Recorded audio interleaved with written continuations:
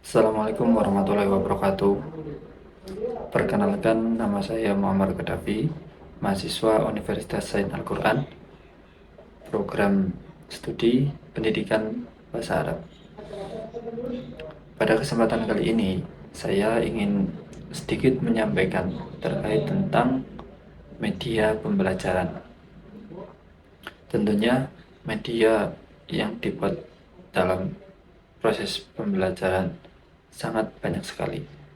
Namun, pada kesempatan kali ini saya ingin menyampaikan terkait media pembelajaran menggunakan lembar kerja siswa atau sering disebut LKS. Keberhasilan suatu pembelajaran bergantung pada kualitas faktor internal dan faktor eksternalnya.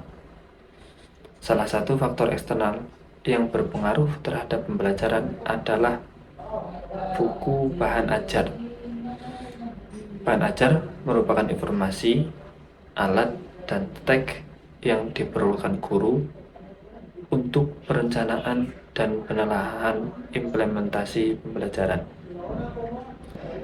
Menurut Lestari, menyebutkan bahwa bahan ajar adalah sarana atau alat pembelajaran yang berisi materi, metode, batasan-batasan, dan cara mengevaluasi pembelajaran yang dirancang secara sistematis dan menarik dalam rangka mencapai tujuan yang diharapkan. Lembar kerja siswa merupakan lembaran-lembaran yang berisi pedoman bagi siswa untuk melakukan kegiatan agar siswa memperoleh pengetahuan dan keterampilan yang perlu dikuasai. Sedangkan menurut Ahyar dan Mustahin, LKS adalah materi ajar yang sudah dikenal sedemikian rupa sehingga siswa diharapkan dapat mempelajari materi ajar tersebut. Lembar kerja siswa memiliki beberapa fungsi. Di sini disebutkan oleh Sudiati menjabarkan fungsi lembar kerja siswa antara lain yang terutama bagi guru, yaitu sebagai alternatif untuk mengarahkan atau memperkenalkan suatu kegiatan tertentu yang dapat mempercepat proses pembelajaran sehingga menghemat waktu dalam mengajar, serta dapat mengoptimalkan alat bantu pengajaran yang terbatas karena siswa dapat menggunakan alat tersebut secara bergantian. Kemudian, fungsi bagi siswa sendiri dapat melatih siswa berpikir lebih kritis dalam kegiatan belajar mengajar dan dapat memperbaiki minat siswa untuk belajar. Dengan media LKS dapat melatih siswa untuk belajar mandiri, baik dalam upaya pengayaan maupun pendalaman materi. Dalam hal ini, guru lebih berperan sebagai pembimbing belajar. Lembar kerja siswa juga memiliki beberapa manfaat. Adapun manfaat lembar kerja siswa di sini disebutkan oleh Azhar, yaitu ada 4. Yang pertama, menjadikan siswa lebih aktif. Yang kedua, menimbulkan gairah belajar dalam siswa. Yang ketiga, menuntut siswa mencapai tujuan yang diinginkan. Kemudian yang terakhir, memudahkan siswa dalam proses dan sikap ilmiah pada diri siswa. Kemudian ciri-ciri dari LKS disebutkan oleh Lismawati menjelaskan ciri-ciri LKS itu ada 3. Yang pertama, LKS hanya terdiri dari beberapa halaman, tidak sampai 100 halaman. Yang kedua, LKS dicetak sebagai bahan ajar yang spesifik untuk dipergunakan oleh satuan tingkat pendidikan tertentu. Yang ketiga, di dalamnya terdiri tentang uraian singkat, pokok bahasan secara umum, rangkuman pokok bahasan, puluhan soal-soal pilihan ganda, dan soal-soal esean. Kemudian LKS juga memiliki beberapa kelebihan lembar kerja siswa sebagai media pembelajaran, antara lain yang pertama dari aspek penggunaan. Dari aspek penggunaan, LKS merupakan media yang paling mudah dapat dipelajari di mana saja dan kapan saja tanpa harus menggunakan alat khusus. Dari aspek pengajaran, dibandingkan media pembelajaran jenis lain, bisa dikatakan lebih unggul karena merupakan media yang canggih dalam mengembangkan kemampuan siswa untuk belajar tentang fakta maupun menggali prinsip-prinsip umum dan dengan menggunakan argumentasi yang realistis. Dari aspek kualitas, LKS dalam penyampaian pesan pembelajaran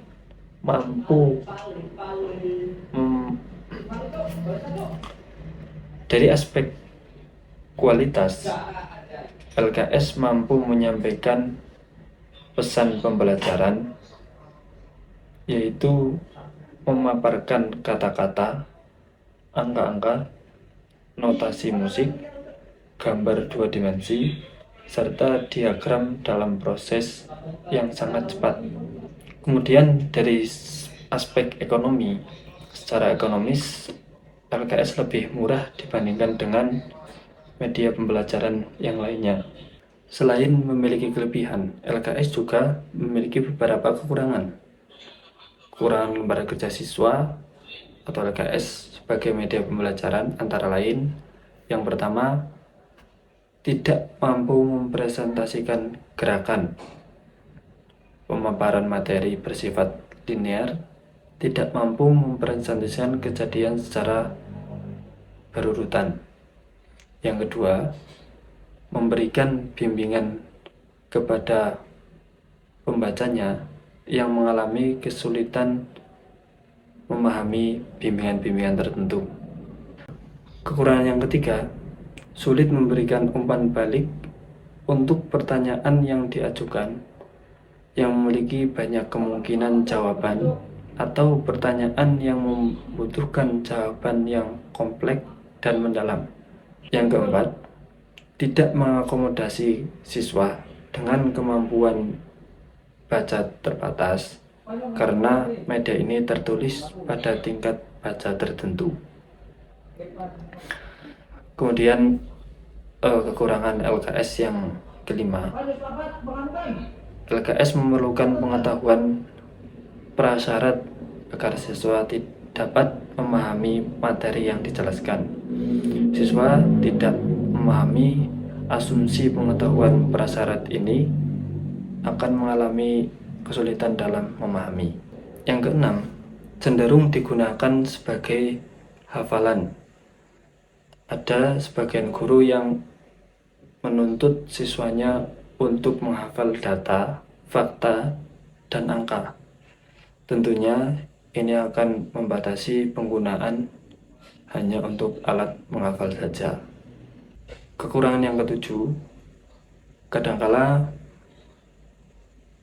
LKS memuat terlalu banyak terminologi dan istilah sehingga dapat menyebabkan beban kognitif yang besar bagi siswa. Dan kekurangan yang terakhir, presentasi satu arah karena bahan ajar ini tidak interaktif sehingga cenderung digunakan dengan pasif tanpa pemahaman yang memadai. Demikian yang dapat saya sampaikan terkait pembelajaran menggunakan media lembar kerja siswa atau media LKS. Dalam hal pembelajaran dengan media apapun tentunya memiliki kelebihan dan kekurangan masing-masing.